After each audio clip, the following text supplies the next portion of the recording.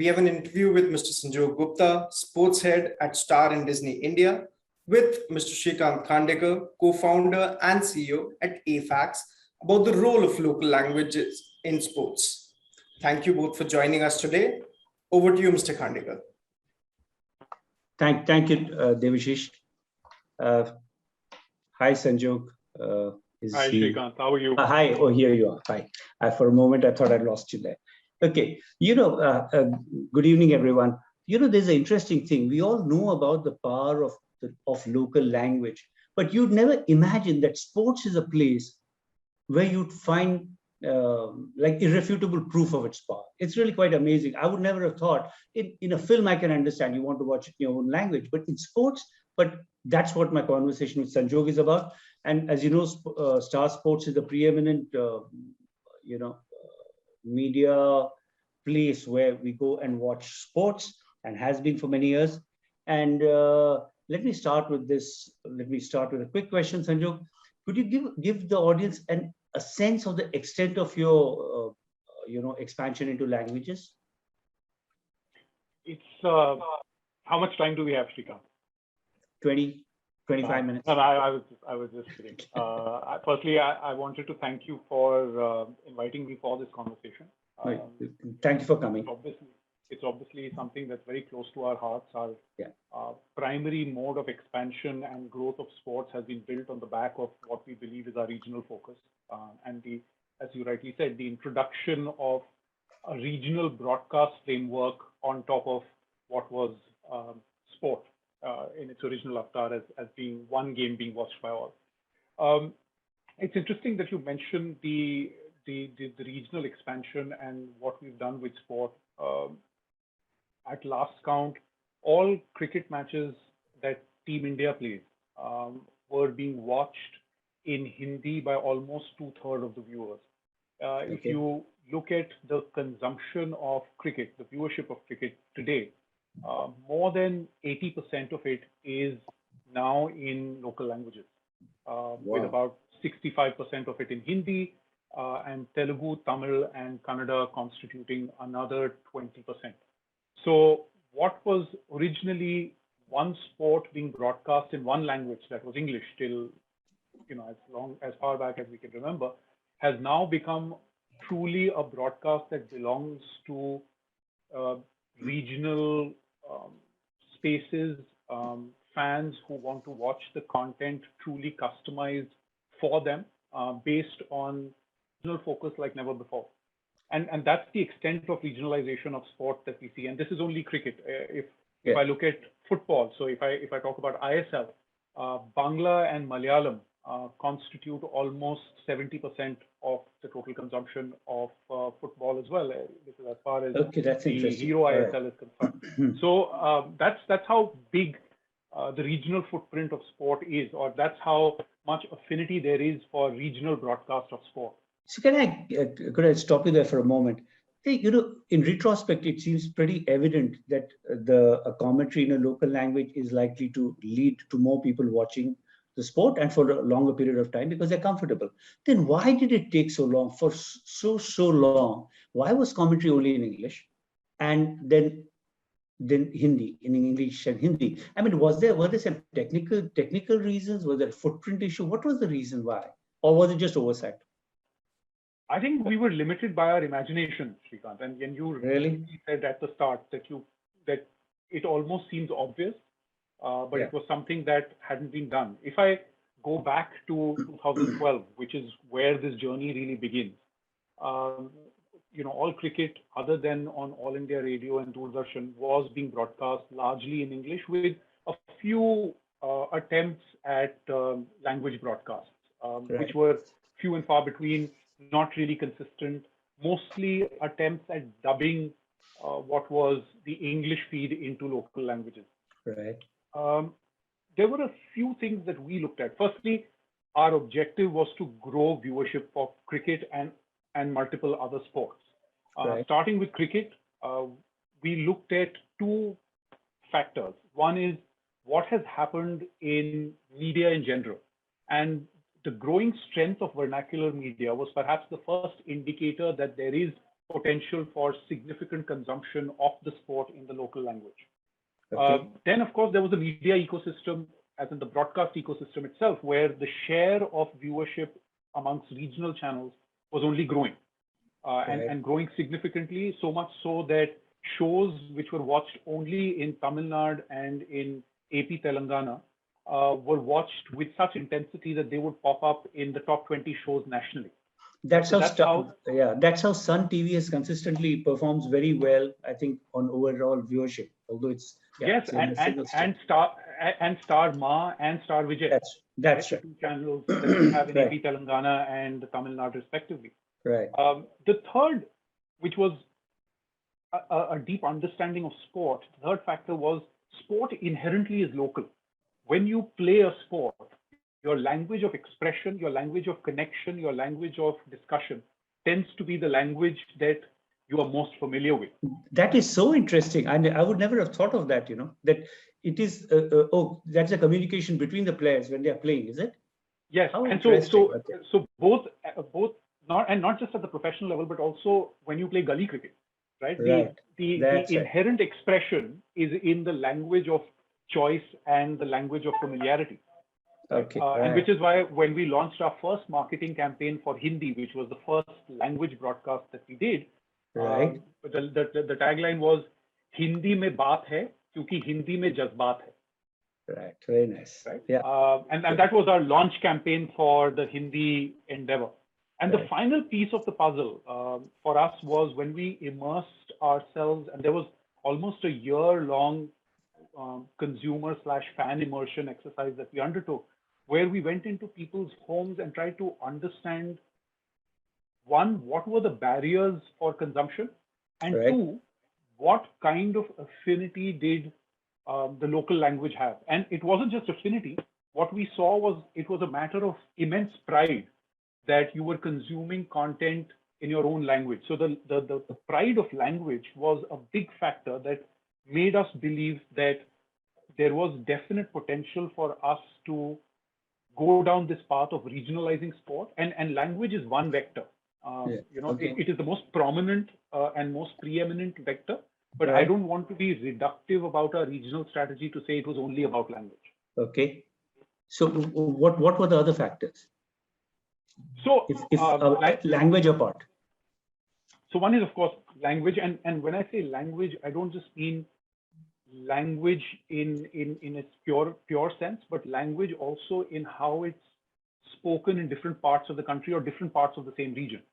And it's important for those nuances to also be equally represented in commentary when the match is effectively being broadcast. As a continuation of that, there is also talent, and the kind of talent that you choose for different regions tends to be different based on preferences of viewers and how deeply connected they are to sport, to what are the overarching cultural trends in the region. So talent selection becomes fairly important as well. Then, of course, there is sorry, when you say talent, you're talking about the people commentating or the people playing? So people commentating and people producing. So there are two aspects of this, right? One is the people who commentate, which are typically for us broken up into three categories. There are those who are former players, who we call experts, right? They lend the analytical aspect to sport. Sure. Then we have the storytellers, and they are really the narrators or the callers of the game. They are the ones who are really stringing together multiple narratives that are prevalent during the course of the game, and actually bringing in the expert at key points to add to the overall mix. Okay. And then the third category is what we call diverse talent that is not necessarily linked directly to sport. And in that category, we have some entertainers, we have some who have a background in being a radio jockey, we have some who've actually been former actors. What they do is they lend a flavor of fandom for the sport. So they are really in the commentary box, not just to call the game or add expert analysis, but also to be the direct connection with a fan, such that the fan feels he or she is represented in the commentary box as a voice. Oh, that's interesting. it's so what you're saying is that local language allows people to get closer to the sport, right? It is there. It is an the expression is in a form in which they understand, they feel, right? But Sanjog, this is so interesting. What you're talking about understanding local nuance, we could actually have been discussing a program on a GEC show, and not sports. It's so this is very interesting. At a fundamental level, let me go back to commentary just for a moment. At a very fundamental level, what is the power of good commentary? And is its role similar in cricket as in, say, football or tennis or kabaddi? That's a really interesting question, Shrikant. And in fact, in our opinion, at times the game comes alive in the way that it is presented and broadcast. And perhaps because of the nature of the game, that it is really the hero of the broadcast, that not enough attention is paid to elements such as commentary, graphics, what we call storytelling, right?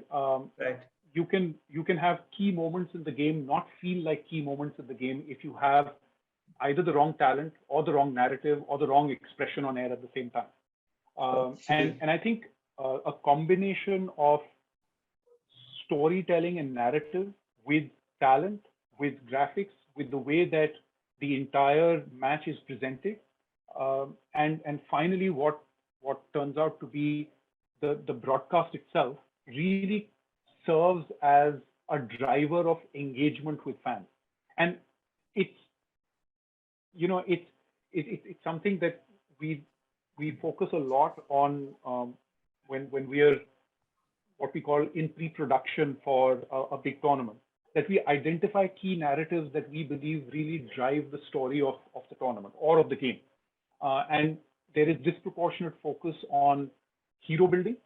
So one of the key focus of commentators is to elevate heroes, be objective, but also at the same time truly turn the spotlight on heroic performances, build continuing narratives which help you stay with the game one over to the next. And I'm taking the analogy of cricket here, but it cuts across. Sure. It could be any sport, right? Play by play, how you stay on with the game.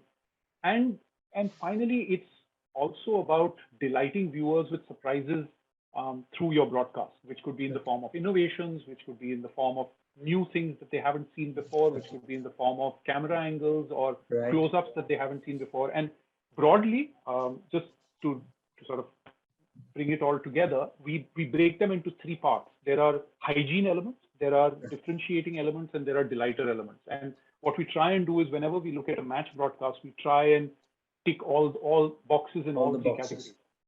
How large is your, I want to have some business questions as well, but how large is your pool of commentators? It must be enormous, right? So for IPL 2019 and 2020, of course, was a bit constrained due to COVID norms. But sure. For IPL 2019, which was the last IPL before COVID, we had a roster of 110 commentators and presenters across 8 languages. Across 8 languages. Okay, wow, that's something. Tell me one thing.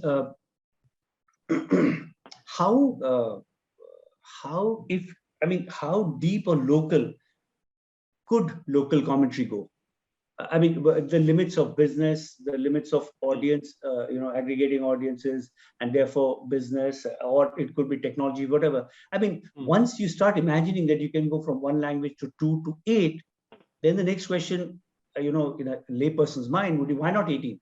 Why not 24?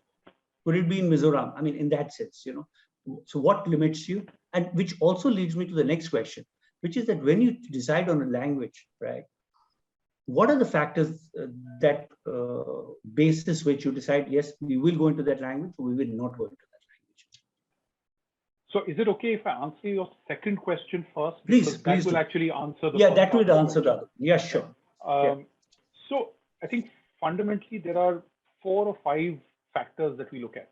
One is, of course, the potential size of the market, which is just in terms of total viewership. And we look at various indicators, the total size of the TV viewing audience, the affinity for sport, So there is an assessment done of the region in terms of just purely how many viewers exist.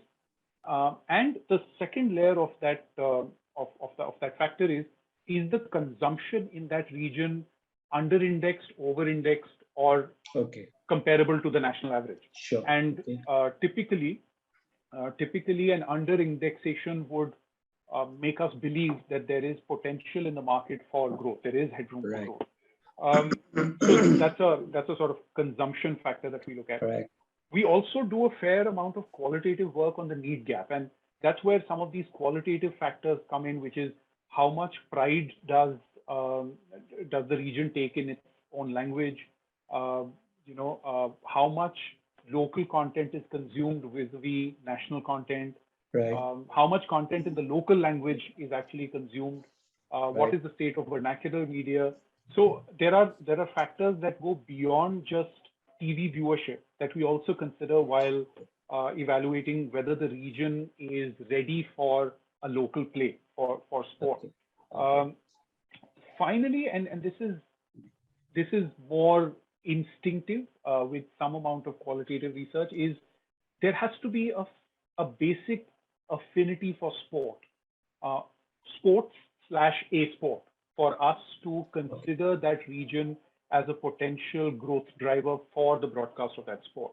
So, for example, the decision to expand significantly in Kerala with football comes from the fact that the state has deep affinity for the sport, as compared to Kabaddi, which doesn't have a Malayalam feed because there isn't deep affinity for Kabaddi, but there is a Kannada feed because there is a deep affinity for Kabaddi in Karnataka. So it's never a one-size-fits-all approach. You almost have to go region by region, understanding the headroom for growth in that region for a particular sport or multiple sports.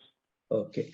Could you give an example? And sorry, just to answer the first part of your question now. Okay, how narrow can you? Yeah, so we are constantly evaluating regions to see how much can the region contribute to the overall growth of the sport, and what is the potential for growth of viewership of that particular sport or multiple sports in that region. How deep can we go now with direct to consumer? Chances are you could have many more languages, because there's obviously in the linear world, there are constraints with respect to what we believe is an audience that is large enough to cater to. But now that we are, almost hurtling towards personalization of a different level altogether, we foresee many more languages entering the fray as we look to customize each sports broadcast, given a certain scale that it can have for regions across the country. Okay. Could you give an example to the audience of what going local does to viewership? One or two dramatic examples. There must be, I'm sure, that in a state so many people are watching a certain game, and then you started the local feed in the local language, and then what did it do? Give one or two dramatic examples, because I think then the whole thing becomes even more real. Yeah. Okay, so let me pick out a few data points. One is, of course, IPL itself, right? So IPL in 2017 was rating X. IPL in 2020 has grown almost 50%. Right? And this is a fairly mature property, right? A property that was in existence for 10 years before we acquired the rights and truly regionalized it. And when I say truly regionalized it, I don't just mean in terms of offering language feeds, but offering a truly regional offering, which includes the broadcast in the local language, which is also customized, by the way. So it's not just that it is being dubbed. The graphics on the Tamil feed are also in Tamil. The talent that has been chosen uniquely to serve consumer preferences of that region.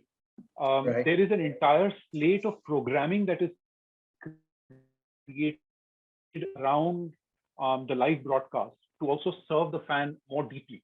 So, for example, in a state like Tamil Nadu, because of their high levels of affinity for Chennai Super Kings, there is a show dedicated to fans of Chennai Super Kings. Okay. Similarly, in the state of Karnataka, there is a show dedicated to the fandom for RCB. So it's not just the live match broadcast, it's almost a content flywheel, which is constantly working to attract, engage, and delight viewers who are coming in. It starts with local campaign. It starts with attracting viewers to come and watch the feed. Right. Then it's predicated on the storytelling, the talent, the match broadcast, the customization, all the stuff that we've discussed, the local nuances. And then there are the delighters, which are in the form of programming that is truly unique to the region, which appeals to the sensibilities and the affinity in that region for a team or a player. So Okay. I think one example, and the most prominent example, is the growth in viewership for IPL. Right. And a large part of this growth has been driven by 3 southern states where we introduced truly regionalized feeds, which are Tamil Nadu, Karnataka, and AP Telangana. So that's one metric. The second metric that is spoken of, a fair bit is last year or the last season of ISL saw massive growth in Calcutta.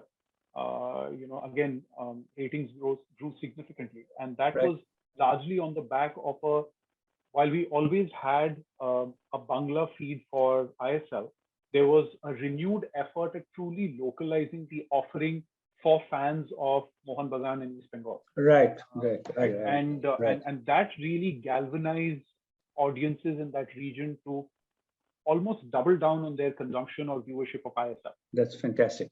Tell me, what has all these changes, and the increased pull, what has it done to you, to the distribution part of the game? Well, obviously, it's the whole purpose or the focus of the regional strategy was to take the network deeper, and which is why our journey in the regional broadcast space has been, broadly speaking, in 3 phases. One, the first phase is about producing or serving the live match along with the pre and post shows in the local language customized for that region, right? Which is basically the match broadcast, the live match broadcast is offered in a truly localized manner. Right.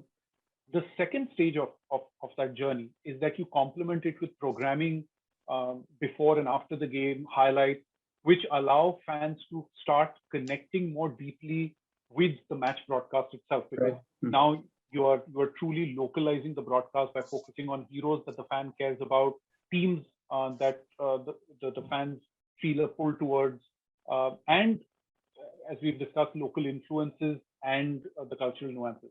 And the final phase of the journey is actually the launch of a 24/7 regional sports channel, right? Which we've now done with Hindi, Tamil, Telugu, and Kannada, and we have a few more launches coming up. But these channels then really become the home of sport in that region.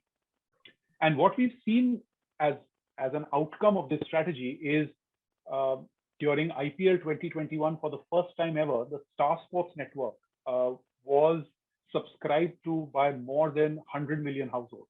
So we crossed the threshold of 100 million households. That's really something.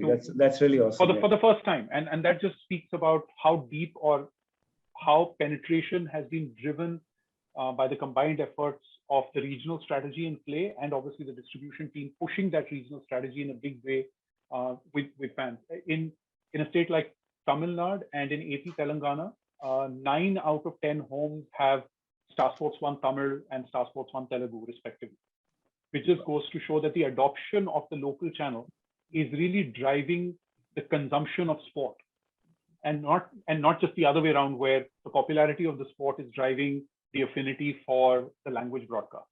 There's a positive gain for other channels in the Star network too, because of the entry via sports into these homes? Yes, I mean, of course.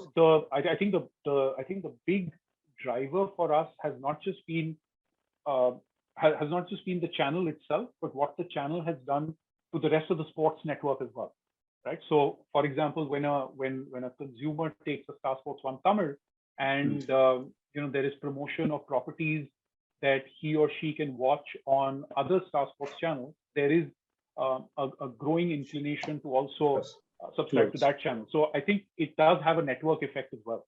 Okay. I think we've run out of time, but I have one last question for you. What is, you have so many feeds and that will keep on expanding.